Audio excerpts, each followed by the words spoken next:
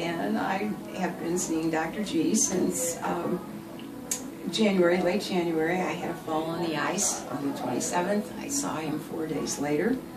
I had no range of motion in my neck, back pain, and he evaluated the situation, and for the next 3 days he was working on me to correct these problems.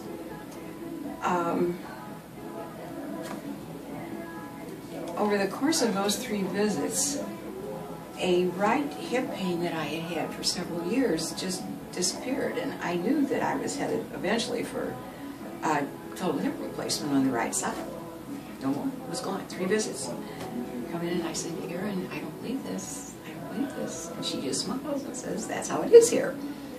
So I saw Dr. G 5 more times before I was admitted to St. John's for emergency splenectomy as a result of this fall on the ice.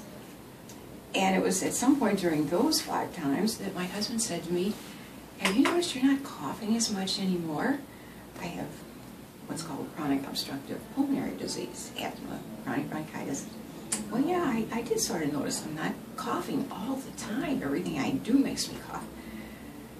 Anyway, I go in for this splenectomy, and I'm there in the hospital for 10 days. Came home for 5 days. Felt perfectly terrible. I went back in the hospital for 5 more days. Ran all these hard tests. I thought felt like I had a tight band across my chest and pain in my back from it, and I couldn't get my breath. So I figured I'm having a heart attack.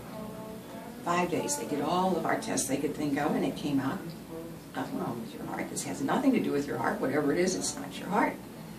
So go to the pulmonary specialist. He sent me for pulmonary function tests. They came back that I don't have asthma anymore. It's unreal. I've had asthma since I was a child. I've been treated. I use inhalers. No more asthma. I come in and I say, Erin, this is unreal. I've only been here 8 times. Now I have not going to have a total hip replacement, and I have no more asthma. So that's not what's causing this pain. So I'm talking to Dr. G about this band, and he starts moving my ribs over the course of 3 visits. Oh, backing up a little bit, the pulmonary doctor says go back and see the surgeon. Go talk to him, because it's not your lungs. In the meantime, Dr. G is moving my ribs. I go to the trauma surgeon, and he admits that sometimes in the course of a splenectomy, based on where the spleen is located, the ribs can be moved. And probably that's what it was. Well, by the time I got to him, all this is occurring in about a 1-week time frame. This pulmonary doctor and the function tests and the surgeon, he's working on me 3 times, and it's gone. The pain is gone. And the surgeon says, well, you know, sometimes in the course of removing a spleen, the ribs get moved, and that's just the way it is. And I think, what do people know that either don't know Dr. G or don't know about the Blair system? And I'm back to Erin. I don't believe this. I don't believe this. Oh my gosh. Well, that's just the way it is here, she says. As a result of all of this, my husband is bragging to anybody who will listen about what he's doing and how I'm getting so much better. And my husband decides he should come in. And on March 25th, he comes in and he starts with Dr. G.